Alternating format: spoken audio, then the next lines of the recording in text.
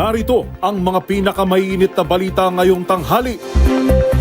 Nasa 200 pamilya nasunugan sa Parola Compound sa Tondo, Maynila. Isang residente, pasimuno umano ng sunog. Department of Energy nagbabala sa mga mananamantala sa bentahan ng petroleum products. Utay-utay na oil price hike, inaasahang ipatutupad sa susunod na linggo. National Bureau of Investigation ipinasabpi na ang 18 nagpakilalang dating Marines. Quezon City Representative Bong Suntay inireklamo sa ombudsman ng grupo ng mga kababaihan. Sa MBC TV Sports, Pilipinas bigong manalo sa South Korea sa AFC Women's Asian Cup. At sa showbiz spotted, Hil Cuerva nagsalita na tungkol sa kumalat na video scandal.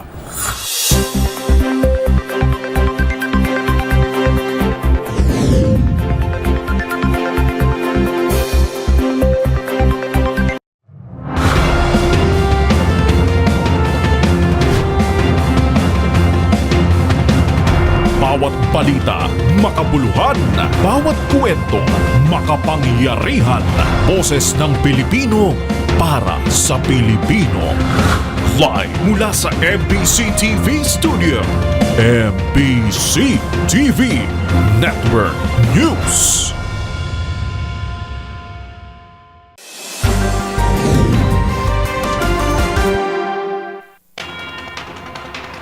Pilipinas, una sa ating mga balita. Aabot sa 40 mga kabahayan ang natupok ng sunog na sumiklab sa Tondo, Maynila kaninang umaga. Mabilis na kumalat ang apoy dahil gawa sa light materials ang mga bahay kung saan 200 pamilya ang apektado. Una sa balita, si Boy Gonzales. Sumiklab ang sunog sa Gate 10 na Parola Compound sa Tondo, sakop ng Barangay 20, Lungsod ng Maynila, bandang alas 1:13 na madaling araw.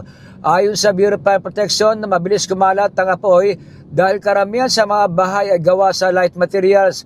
Base sa ulat ng BFP Manila, umabot na ika-4 na alarma ang sunog pagsapit ng 1:59 na madaling araw at idineklarang itong fire out bandang alas 5:26 na umaga. Sa paunang investigasyon, tinatayang 40 bahay ang natupok habang 50 bahay ang partially damaged. Humigit kumulang sa 200 pamilya ang naapektuhan. Ayon kay Barangay Chairman Anthony Igos, hinihinalang may kinalaman ang isang residente na umano'y may sakit sa pag-iisip sa pagsiklab ng apoy.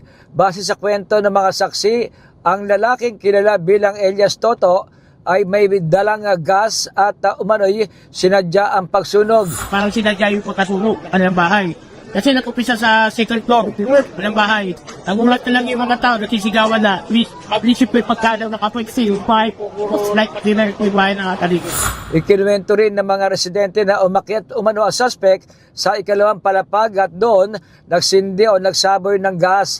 Ang ilan sa mga apektadong residente ay agad na bumalik sa kanilang nasunog na bahay upang kunin ang maaaring pangmapakinabangan, habang ang karamihan ay pasamantalang nanatili sa Delpan Sports Complex. Para sa MBC TV Network News, ito si Boy Gonzales, una sa Pilipinas, una sa Pilipino.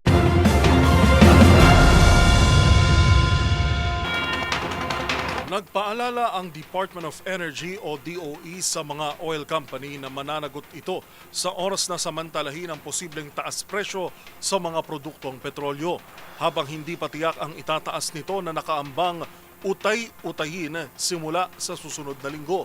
Magbabalita si Dustin Bayog.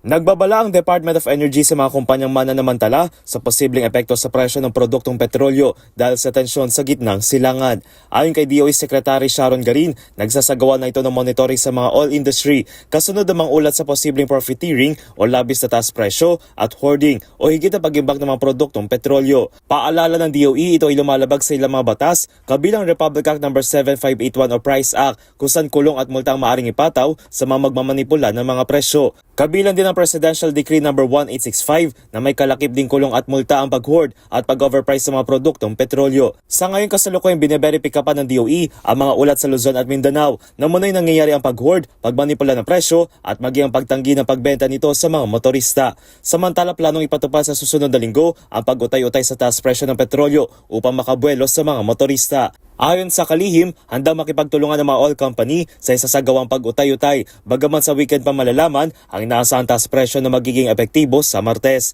Base sa naging 3-day training period sa Mine of Platte, Singapore, maaaring tumasa 16 pesos kada litro ang presyo ng diesel, habang 7 pesos naman ang maaaring itaas sa kada litro ng gasolina. Ang nangyayaring epekto sa petrolyo ay bunga ng tensyon sa pagitan ng Amerika at Israel sa bansang Iran na naging dahilan sa pagsara ng Strait of Hormuz na siyandaanan ng halos 20% ng global oil. Nauna nang sinabi ni Pangulong Bongbong Marcos na sapat ang langis sa bansa na tatagal ng 50 hanggang 60 araw. Sa ngayon pumapalo sa 53 hanggang 70 pesos kada litro ang presyo ng gasolina sa Metro Manila, habang 60 hanggang 61 pesos naman sa kada litro ng diesel.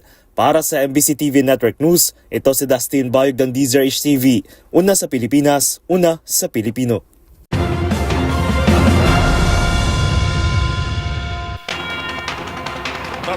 Tatlo pang stranded na OFW ang nakauwi na ng bansa sa gitna ng bakbakang Amerika, Israel at Iran.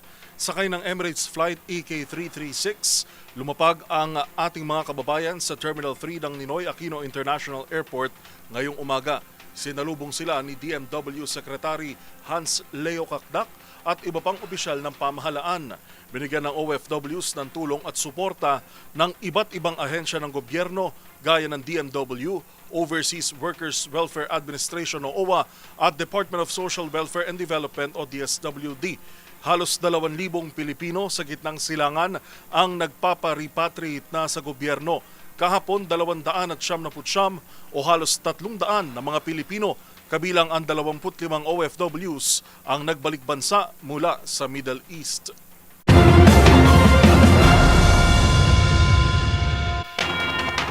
Ipinasabi na naman ng National Bureau of Investigation o NBI ang 18 nagpakilalang dating Marines na nagsilbi umanong bagman at security aides ni dating Congressman Zaldico.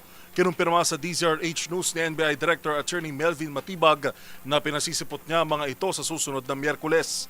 Inatasan niya ang Bureau of Office of the Ombudsman na imbestigahan ang aligasyon ng mga dating sundalo, gayon din ang kanilang identity, background at kredibilidad.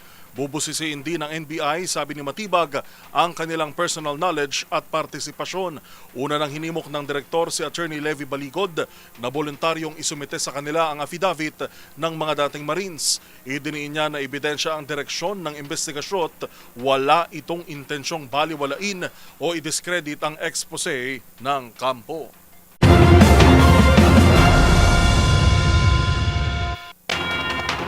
Nagtungo naman sa Ombudsman ang grupo ng mga kababaihan upang ireklamo si Quezon City Representative Bong Suntay. Kaugnay pa rin sa kanyang kontrobersyal na pahayag na labag umano sa ilalim ng Safe Spaces Act.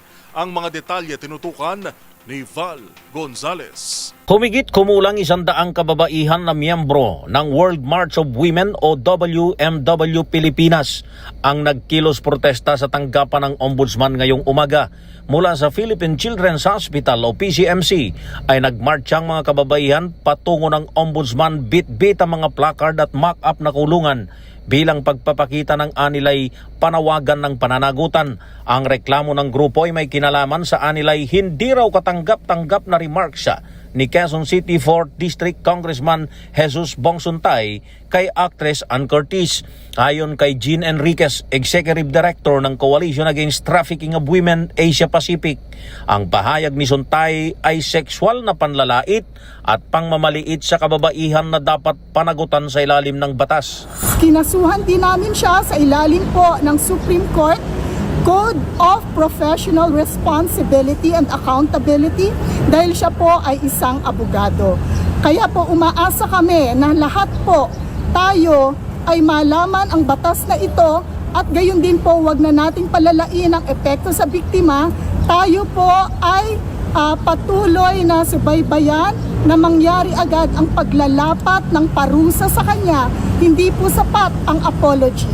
Kabilang sa reklamong inihain laban kay Congressman Suntay ay ang mga paglabag sa Republic Act 11313 o Safe Spaces Act o ang tinatawag na Bawal Bastos Law, Republic Act 9710 o ang Magna Carta of Women at ang paglabag sa Republic Act 6713 o ang Code of Conduct and Ethical Standards for Public Officials and Employees. Ang aksyon ng grupo ay kasabay ng pagdiriwang ng International Women's Month. Sa kanilang programa ay sinabay na rin ng mga kababaihan ang panawagan para sa paglilinis sa lipunan at iginiit ang agarang pagpapanagot sa lahat ng mga opisyal ng gobyerno na sangkot sa mga katiwalian. At dapat nating sabihin na dapat siya ay managot sa mga batas dahil siya po ay isang opisyal ng ating pamahalaan. Hindi po pwedeng sabihin natin na tanggapin na lamang ang paliwanag niya na siya ay gumagawa lamang ng analogy at ito ay pure imagination. Ito po ay kanyang sinabi, narinig po ng marami, at dahil po dito siya po ay may ginawang krimen. Kaya dapat pong managot po si Bong Suntay. Para sa MBC TV Network News, ako si Val Gonzalez, DZRH, una sa Pilipinas, una sa Pilipino.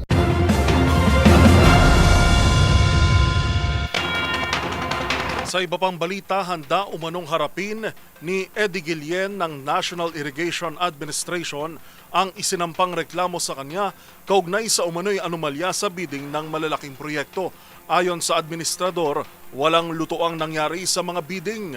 Ang buong detalye ihahatid ni Kyle Bulyas. Bukas ang National Irrigation Administration na maimbestigahan ng kanilang opisina kaugnay ng kasong kinakaharap ni Administrator Eddie Guillen at iba pang miyembro ng kanilang Bids and Awards Committee. Tungkol ito sa kasong isinampa ng Task Force Kasanag sa Office of the Ombudsman dahil sa umano'y anomalya sa bidding ng ilang nilang malalaking proyekto. Sa panayam ng DZRH News, itinanggi ni Guillen ang alegasyon at sinabing walang luto ang nangyayari sa kanilang bidding.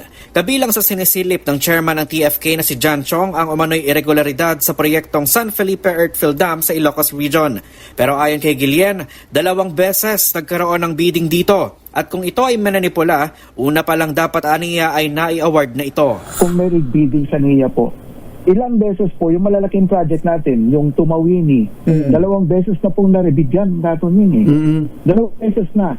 May isang chance pa po na iisa lang ang sumali dyan. Kung talagang may bidding sa amin, sa 2 beses pinabid namin na yan, edi awarded na po yan. Yung Inisait, yung Inisait po, 30 billion yan eh. Yung Tumawini po is 14 billion yan, ano? Nag-fail na rin ang bidding nung Inisait dahil po sa higpit ng ating ang ating proseso. bank, ano? Kung may bidding po diyan sa bidding unang Sa simula pa lang may nanalo na yan. Opo. Opo, inaayos na talaga yan kasi ang accusation nila is ayusan. Hindi inaayos na natin yan para may award na. Pero bakit ipaparebid pa namin? Iginiit din ni Guillen ang kahalagahan sa kanila ng transparency at accountability, kaya naman sinabi nitong handa silang makipagtulungan sa gagawing investigasyon. Para sa MBC TV Network News, ito si Kyle Bulyas ng DZRH. Una sa Pilipinas, una sa Pilipino.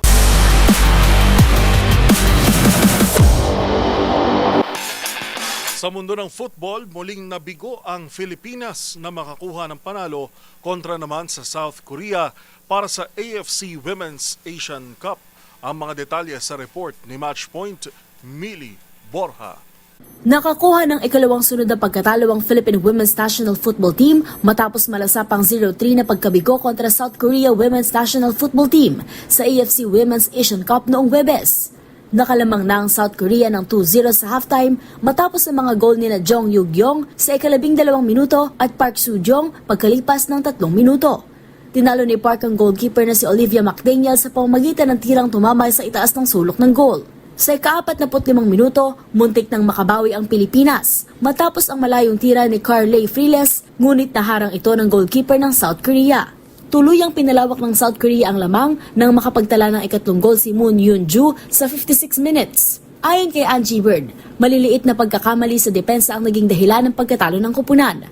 Susunod na makakaharap ng Pilipinas ang Iran Women's National Football Team sa March 8 sa kaparehong venue habang patuloy silang lalaban para sa tsansa na makakuha ng pwesto sa FIFA Women's World Cup qualifications.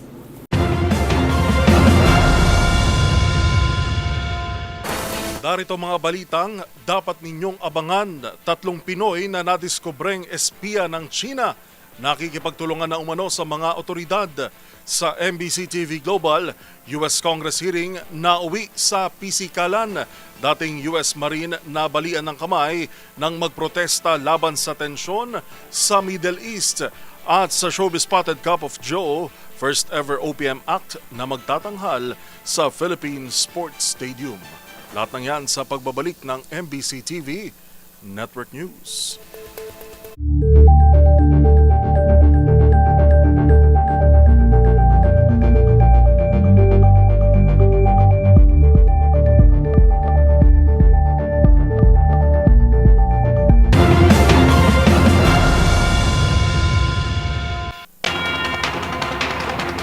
Nakikipagtulungan na sa Armed Forces of the Philippines o AFP ang mga nahuling spy umano para sa bansang China. Kasabay nito ay inapila rin ang pagpapalakas ng batas para sa anti-espionage law upang mas maprotektahan ang seguridad ng bansa. Narito ang report ni Edniel Parosa. Di lang basta kapwa Pilipino, empleyado rin ng mga tanggapan ng uniform services ng bansa ang 3 nahuling ng espiya para umano sa China. Ayon kay National Security Council spokesperson, Assistant Director General Cornelio Valencia Jr., kabilang dito ang isang nagtatrabahong assistant mula sa Department of National Defense, isang researcher mula Philippine Navy at isang malapit na tao sa opisyal ng Philippine Coast Guard na may kinalaman sa West Philippine Sea. Sa kabila nito, pinawi ng Armed Forces of the Philippines ang pangampanang publiko. Para kay AFP spokesperson Colonel Francel Padilla, patunay na bistong malaking activities na gumagana ang sistema at operasyon ng militar. The mere fact that we are able to detect and deter these incidents means to say that our systems are working, the systems that are in place are working. So, maging mapanatag pa rin natin mga kababayan, but they have to be very vigilant din sa what they see, what they believe in what they read. So, ang dyan is nakikipagtulungan din naman malaking tulong ng ating mga kababayan dito din sa mga reports na binibigay nila. Ginawa ni Padilla ang pahayag sa Camp Aguinaldo kasabay ng kumpirmasyong nakikipagtulungan sa pamahalaan ng mga umano'y spy. Sa report ng NSC, nakakuha ng datos ang mga nahuli gaya ng listahan ng mga personnel at schedule ng RORE o Rotation and Resupply Mission sa mga lugar na okupado ng Pilipinas. Binanggit din ni Valencia ang mga katangian ng mga nare-recruit ng China tulad na lamang ng may access sa takmang skill sa pagbasa ng data, may mga pangangailangan sa pera at maraming grievances o work-related na mga problema. Kaugnay nito, umapilang NSC at AFP sa Kongreso na iprioridad ang pagrepaso sa batas sa anti-espionage at isulong ang Anti-Foreign Malign Influence and Interference Act. Sa ngayon kasi, Commonwealth Act o batas pa mula sa panahon ng mga mananakop na Amerika ang umiiral na batas laban sa paniniktik, pero epektibo lamang ito kapag ang bansa ay nasa state of war o nasa isang digmaan. But for the AFP, what we are supporting here is yung efforts natin para strengthen nga itong safeguards natin that will protect our national security overall. So this includes yung ating continuing improvement natin ng ating mga legal and institutional frameworks para dito to address this evolving threat. Lahat ng ito ay pinabulaan naman ng Chinese Embassy dito sa Maynila. Para sa MBC TV Network News, ako si Edniel Parosa, DZRH. Una sa Pilipinas, una sa Pilipino.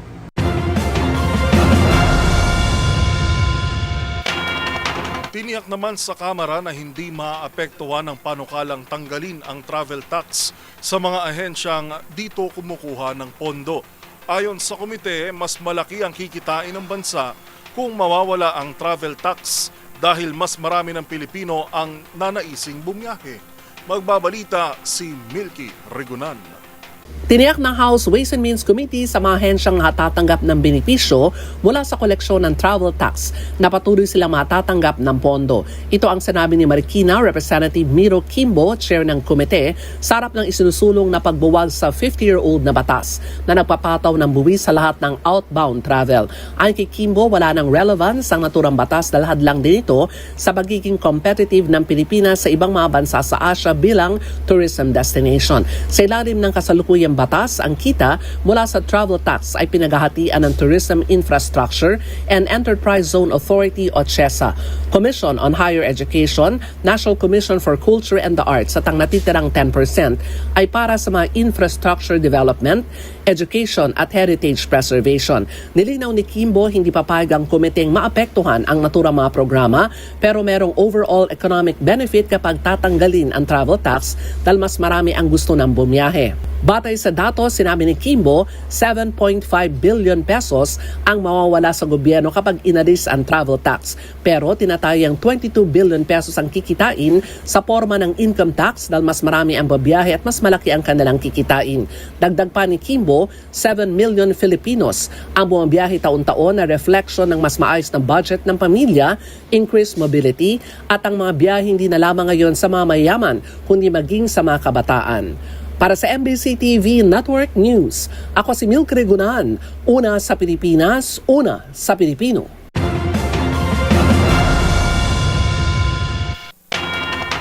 Sinang-ayunan naman sa Senado ang panukalang otomatikong suspensyon ng excise tax sa langis kung saan target amyendahan ng ilang probisyon sa train law. Ang mga detalye ibabalita ni Raymond Dadpaas. Patuloy na umaani ng suporta mula sa hanay ng mga senador ang panukalang automatic suspension ng excise tax sa langis. Pinakauli ang magkapatid na sina Senador Alan Peter Cayetano at Senador Pia Cayetano. Inihain ng mga ito ang Senate Bill 1927 na naglalayong amyendahan ang National Internal Revenue Code of 1997 na nabago nung isinabatas ang train law. Nanawagan ng magkapatid na Cayetano para sa agarang pagpapatibay sa panukala na magpapataw ng automatic suspension sa excise tax sa langis. Ang panukala inihain sa gitna ng pagsirit ng presyo ng langis bunsod ng tumitinding tensyon sa Middle East. Bibigyan ng kapangyarihan ng Pangulo na suspindihin ang excise tax sa langis, batay na rin sa rekomendasyon ng Development Budget Coordination Committee o DBCC at kapag umabot na sa $80 per barrel ang presyo ng langis sa pandaigdigang merkado. Kapag humupa ng sitwasyon at bumalik na sa normal ang presyo ng langis, ay automatic din na i-lift o tanggalin ang suspension.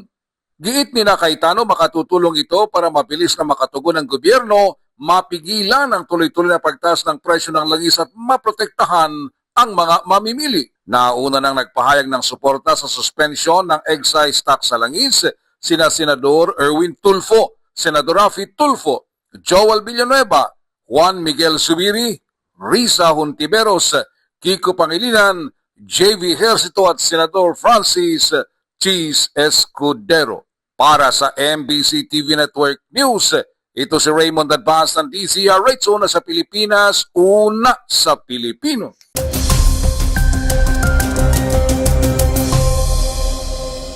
Para sa ating ulat panahon ngayong araw po ng Biyernes, patuloy pa rin ang pag-iral ng northeast monsoon o hanging amihan sa extreme northern Luzon. Dahil dito magdudulot ito ng mahihinang pagulan sa Batanes at Babuyan Islands, habang isolated rains naman sa Ilocos Norte, Apayao at Kalupaan sa Cagayan. Sa Metro Manila at nalalabing bahagi ng Luzon, asahan ng fair weather na may tsansa pa rin ng localized thunderstorms. Easterlies naman ang nakaapekto sa nalalabing bahagi ng bansa na nagdadala ng mainit at maalinsangang panahon at tsansa rin ng pagulan sa silangang bahagi ng Visayas.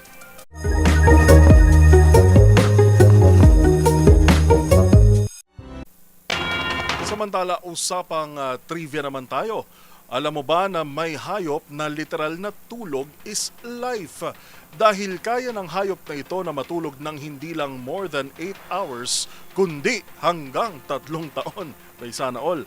Alamin na this, ano nga bang hayop ang kayang matulog ng 3 taon?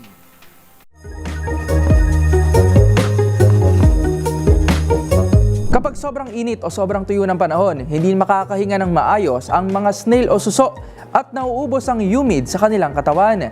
Kaya para hindi sila mamatay, nagkukulong sila sa loob ng kanilang shell at naglalabas ng manipis na layer ng mucus para isara ang bukana o opening. Ang tawag dito ay estivation. Ito ay parang hibernation pero sa tag-init ginagawa imbes na sa taglamig.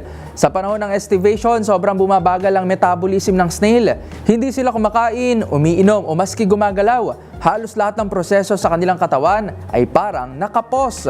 Sa ganitong kalagayan, kaya nilang manatiling tulog hanggang 3 taon. Kapag umulan na uli at tumaas ang humid sa kapaligiran, gigising na ang mga snail, lalabas sa kanilang shell at parang walang nangyari at handa muling maghanap ng kanilang makakain. Dahil dito ang mga snail o suso ang itinuturing na pinakamatagal na nakakatulog o nakakapag-hibernate na hayop sa buong mundo. Kaya sa susunod na makakita ka ng snail na parang walang ginagawa, huwag mong isiping tamad ito o kaya naman ay patay na. Baka kasi nasa deep sleep mode lang ito, kaso hanggang 3 taon. Tandaan, mas makulay ang mundo kung alam mo ang hiwaga sa pag-ikot nito. Ako po si Rovic Manuel, nagpapaalalang sa kaalaman ay walang labis, magsaliksik para siguradong alam na this.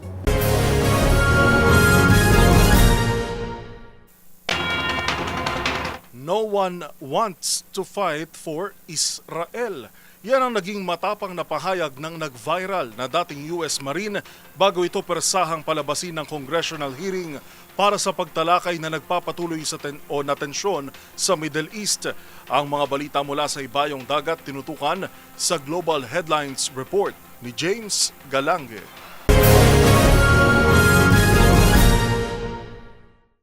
Balita mula sa Amerika. Viral sa social media ang video ng dating US Marine na si Brian McGuinness matapos magpayo ng pagkondena sa nagpapatuloy na tensyon sa Middle East. Kung saan paresahan siyang pinalabas ng congressional hearing at nabalian pa ng buto sa braso na isinisisi po umano sa pagtulong ni Republican Senator Tim Sheehy.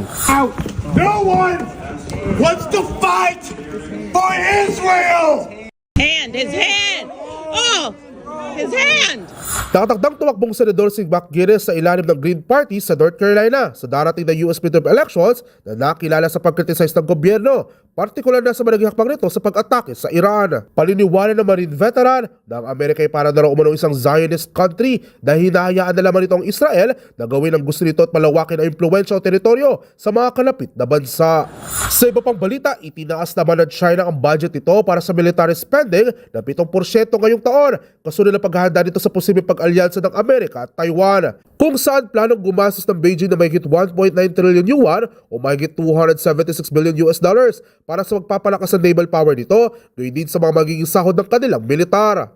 Ayon kay Chinese Premier Li Qiang, layo ng kanilang bansa na palakasin ng kanilang militar at magsagawa ng malaking proyektong pangdepensa sa susunod na 5 taon. Gayong target din immobilize ang pinag-aagawang teritoryo sa umano'y South China Sea.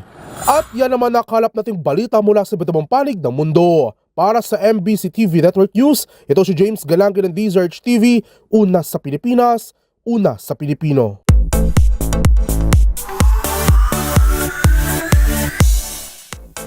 Just in time, matapos masungkit ang titulong Most Streamed OPM Song of All Time sa Spotify para sa kanilang mega hit na Multo, ang bandang Cup of Joe all set naman para gumawa ng panibagong historic milestone sa kanilang upcoming concert. Ang detalye sa Sandali, The Cup of Joe Fest, sa report ni Showbiz Angel. Attention Joas! Dahil ang multo hitmakers na Cup of Joe nakatakdang gumawa ng kasaysayan bilang kauna-unahang OPM act na magsasagawa ng solo concert sa Philippine Sports Stadium sa Bulacan. Ako tanging hiling, ikaw ang aking huling sandali. Pinamagatang Sandali, The Cup of Joe Fest ang gaganapin sa May 23, 2026, directed by Paolo Valenciano. Promise nga ni na Gian, Rafael, Gabriel, CJ at Sen ang isang unforgettable summer night of water splashes, lights, and thousands of voices under one sky. Sa ngayon, wala pang inilabas sa ticket prices at seat plan para sa Sandali, The Cup of Joe Fest. Kung matatandaan, inilabas ng banda ang kanilang single na Sandali September last year bilang pagdiriwang ng kanilang 7th anniversary. Kamakailan nga lang, opisyal ng kinilala ng Spotify ang kanilang mega hit Multo bilang most streamed OPM song of all time.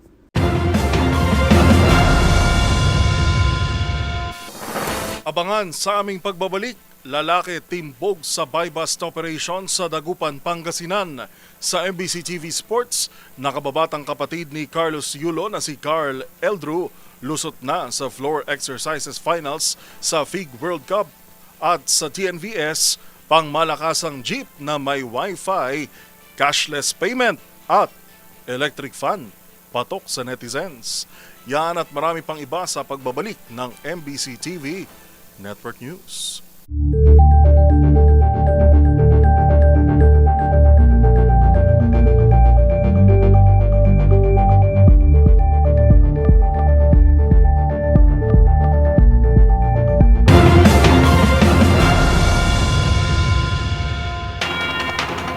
Sa pagpapatuloy ng ating balitaan, patuloy na tinutugis ang isang sundalo na nasa likod o itinuturong nasa likod ng pamamaslang sa dati nitong kinakasama sa Northern Samar.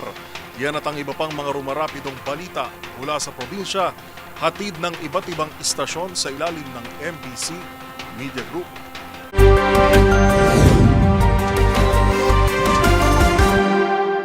Patuloy ang panawagan ng Northern Samar Police Provincial Office sa publiko na makipagtulungan kung may impormasyon o nalalaman sa kinaroroonan ng sundalong si Jerome Tejero na itinuturong suspect sa pagpatay sa dati nitong kinakasama na si Engineer Karen Del Valle. Nagpapatuloy itong takas na agad na nagtago matapos ang krimen. Nilinaw naman ng PNP Northern Samar fake news ang kumakalat mga impormasyon mula sa ilang mga media outlet na nagsasabing naaresto na ang nasabing suspect. Nangako naman ng PNP na patuloy ang kanilang pagkilos para sa pagdakip nito. Nauna nang sinabi ng EFP Eastern Visayas na makikipagtulungan ang UNAD sa PNP upang maaresto ang kanilang personnel. Kinumpirma naman ng PNP na natagpuan ng motorsiklong ginamit na nasabing suspect na sundalo na inabandona nito sa isang lugar sa bayan ng Katarman at ito ay nasa kustodiya ngayon ng PNP Katarman. Mula sa MBC TV Network News, RH34 Jane Galit Bantayan ng DCRH. Una sa Pilipinas, una sa Pilipino. Natimbog ng Dagupan City Police ang dalawang street-level individual drug personality sa lungsod na sila alias Poknat, 36 anyos, mangingisda at alias Nugnog, 47 anyos, walang trabaho, parehong residente ng Dagupan City, matapos silang magbenta ng illegal na droga sa mga pulis na nagkunyaring buyer gamit ang mark money. Batay sa ulat ni Dagupan City Police Director Colonel Arnold Solomon, alas 10:44 kagabi sa Barangay Bunuan, Gisit sa syudad, nagsagawa ng operasyon ng kanyang mga tauhan sa City Drug Enforcement Unit katuwang ang City Intelligence Team sa pakikipag-ugnayan sa PDEA Region 1 at nakabili sa mga suspect ng dalawang plastic sachet na naglalaman na hinihinalang Cebu kapalit ng mark money, kaya agad silang inaresto. Nasamsam sa dalawang suspect ang mark money at ang illegal na drogang nakumpiska sa kanila ay tumitimbang ng 1.3 grams at may street drug price na 8,840 pesos. Kasong paglabag sa Republic Act 9165 Comprehensive Dangerous Drug Act of 2002 ang kinakaharap ngayon ng mga akusado na nasa likod ng rehas na bakal ng Dagupan City Police Station. Mula sa Action Radio Pangasinan para sa MBC TV Network News, ito si Freddy Fajardo, RH38, una sa Pilipinas, una sa Pilipino. Magbebenta ang lokal na pamahalaan ng Balanga City ng bigas sa halagang 20 pesos kada kilo para sa mga kababaihan ngayong araw ng Biyernes. Sa harap ito ng City Hall bilang bahagi ng pagdiriwang ng Buwan ng Kababaihan sa ilalim ng programang Serbisyong Mapagkalinga. Nauna nang isinagawa ang kaparehong programa para sa mga miyembro ng Tricycle Operator and Driver Association TODA sa tulong ito ng Department of Agriculture at National Food Authority. Bukod dito, mahigit 600 pamilya mula sa mga coastal barangay ng Puerto Ribas Ibaba, Puerto Ribas Itas at Tortugas ang nakabili rin ng bigas sa parehong presyo na may limitasyong 10 kilo bawat isang pamilya. Para sa MBC TV Network News, RH37, Danny Kumilang, una sa Pilipinas, una sa Pilipino.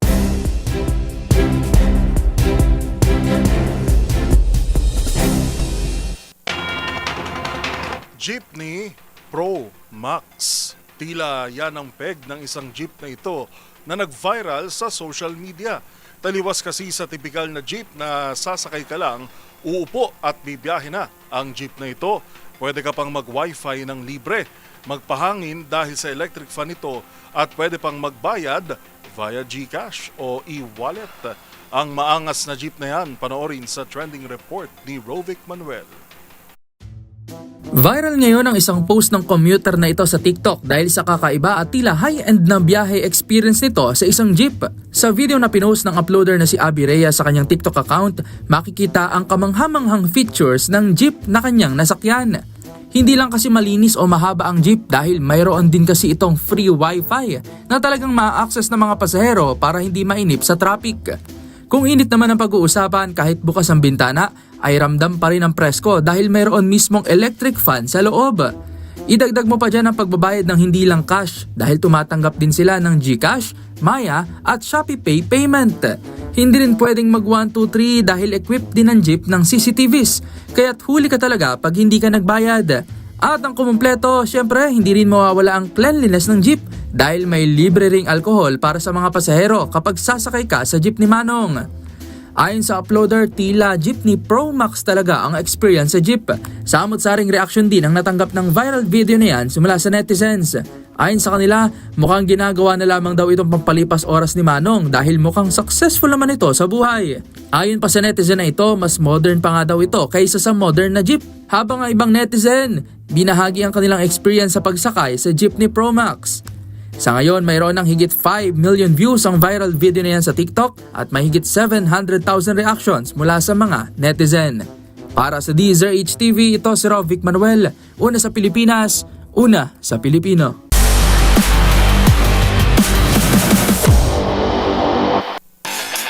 Sa mundo ng gymnastics, nakapasok si Carl Eldruyulo sa finals ng floor exercise para sa FIG World Cup sa Baku. Yan ay matapos niyang pumang-apat sa qualification round ng torneo. Ang mga detalye sa report na ito. Pasok sa floor exercise final ang Filipino gymnast na si Carl Eldruyulo sa Baku leg ng FIG Artistic Gymnastics World Cup na ginanap sa Baku, Azerbaijan. Nakakuha si Yulo ng score na 13.800 sa qualification round na naglagay sa kanya sa ika-4 na pwesto at nagbigay ng ticket sa final na gaganapin sa Sabado, March 7. Isa si Yulo sa mga kinatawan ng Pilipinas sa torneo. Kasama rin niyang lumahok ang kapwa Filipino gymnast na si John Ivan Cruz. Magpapatuloy pa ang kompetisyon sa Biyernes kung saan isasagawa ang 3 pang qualifying events bago ang mga finals ng iba't ibang aparatus. Ang World Cup Series ay bahagi ng paghahanda ng mga gymnast para sa mas malalaking international competitions. At yun ang mga latest updates sa mundo ng sports. Para sa MBC TV Network News, ito si Millie Borja ng DZRH TV, una sa Pilipinas, una sa Pilipino.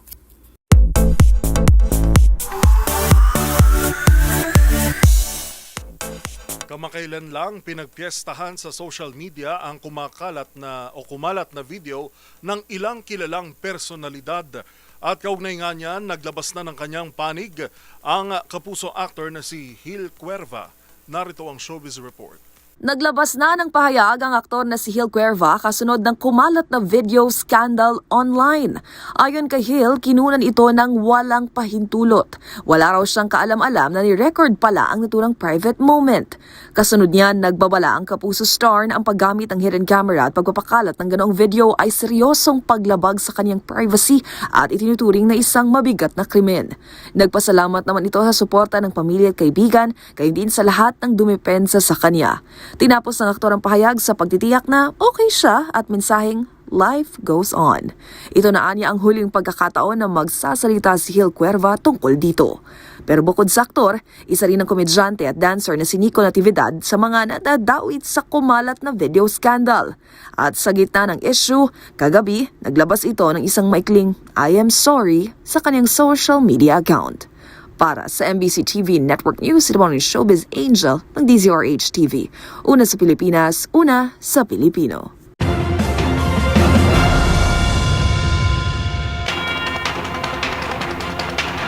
At yan po ang mga balitang aming nakalap ngayong araw ng Biyernes. Bago lang tayo magtapos, meron ho tayong ibinalita kanina na sunog sa Parola Compound sa Tondo o sa Parola Compound sa lungsod ng Maynila. Yan ho ay nagdudulot na ng matinding pagbagal pa rin sa daloy ng trapiko. Kaya abiso, baka merong mga naiipit sa traffic dyan ho. May abiso ang Manila Traffic and Parking Bureau, MTPB, na asahan ang delay. Asahan ho ang matinding traffic sa kahabaan ng Road 10. At inabisuhan na rin po ang mga motorista na gumamit ng mga alternatibong ruta. Ito po ay may kaugnayan sa sunog sa Gate 9 to 12 sa Barangay 20 sa Parola, Maynila. Hindi po yan ang mga balitang aming tinutukan ngayong araw ng Biyernes sa ngalan ni Karen Oyong. Ito po si Yuel Reyes.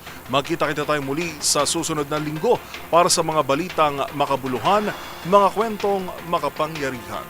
Hatid pa rin ang boses ng Pilipino para sa Pilipino. Ito ang MBC TV Network News. Una sa Pilipinas, una sa Pilipino.